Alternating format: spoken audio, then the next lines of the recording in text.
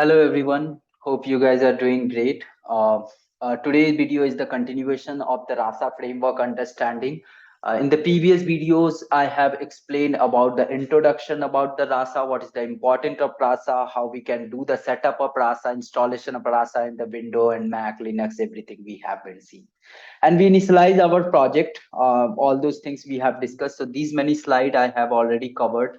What are the different section of Rasa, natural language understanding, DM, dialog manager, natural language generation, and how the DM and action server is getting work, communicate with each other. That's part we haven't discussed.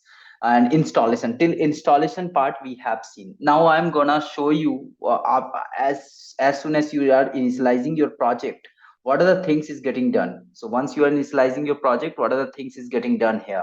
So let me open the initialization part. I think I have discussed this part in my previous class. Till now here we initialize the project. Now what I'm trying to do, I'm trying to just open my this project from Visual Studio or PyCharm, whatever you guys comfortable with it. I don't have any problem. So just open the folder, click on the open folder, Rasa demo we have created, select folder, and it will open.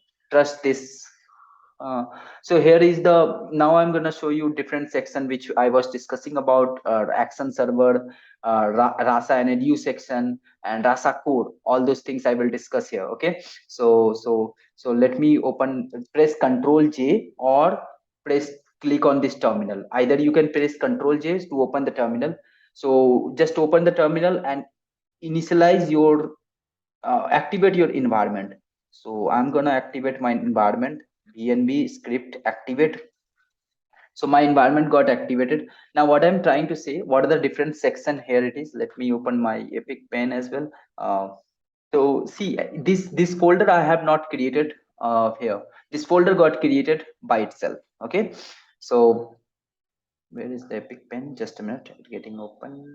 So you can see there is a different section is there. This is called action section. This is called action folder, data folder, where we are going to put our NLU data to train the NLU model. And here is the model section. After training the model, whatever model will get created, it will create a zip file here, and with the timestamp all the model will be here. As of now we have trained only one model, so you can see only one model will be there. So in the last video I have created this model, right?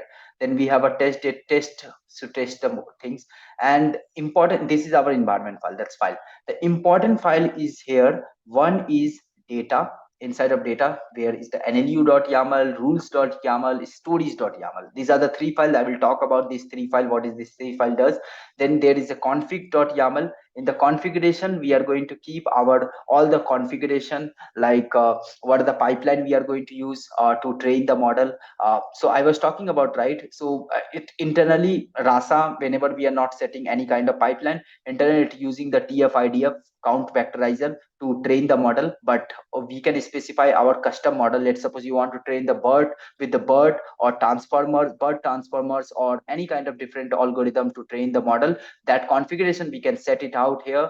I will talk about these things, what are the things is there in the detailed way. But as of this video agenda is just to understand different file and folder structure of the Rasa framework. So configuration is that. Configuration is just of like what are the models we are going to train, on which, on how many epoch we are going to train, what is the entity parser model we are going to use. Those things we will be keeping inside of config.yaml.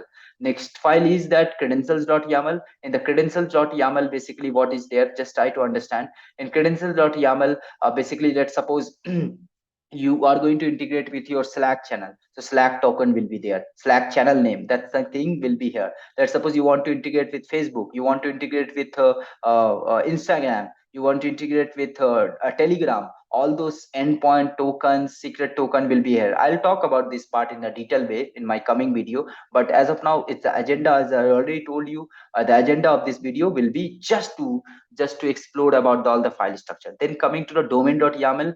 In domain.yaml is basically what are the intents we are going to train, and after identifying the intent, what utter we have to pass, means what message. Let's suppose someone is saying, hey, hi Rajesh, so what reply I have to give.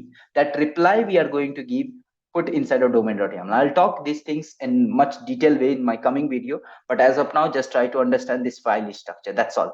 Now, next, last file name is the endpoint.yaml.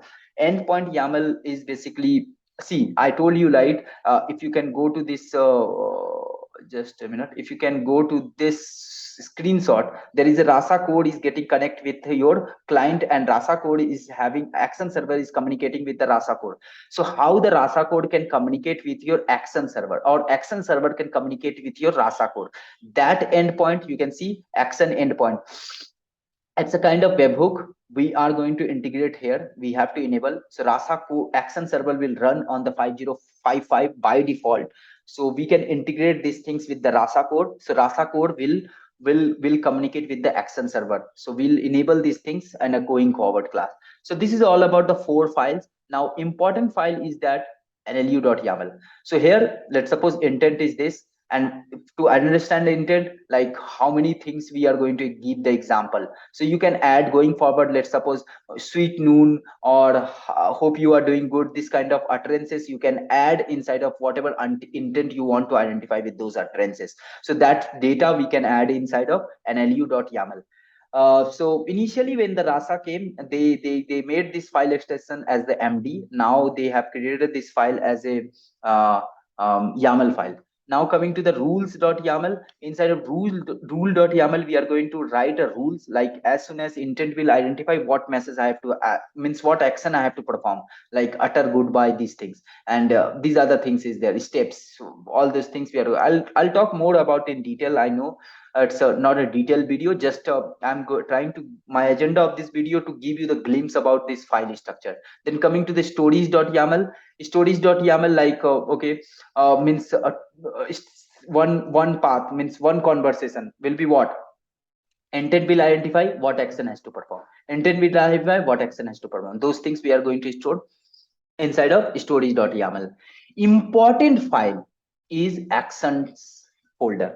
Inside of action folder, we are going to write our custom action logic. Like let's suppose,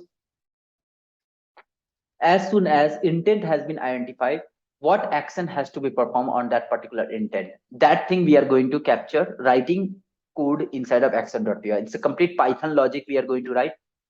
This is all about this video. I will talk, I will take one use case, and I will try to explore this project, whatever folder, Rasa framework, with one of the use case to understand better in the better way. So hope you like this video. If you really like this video, please do subscribe the channel. And if you have any doubt, anything, please feel free to comment in the comment section. Thank you guys.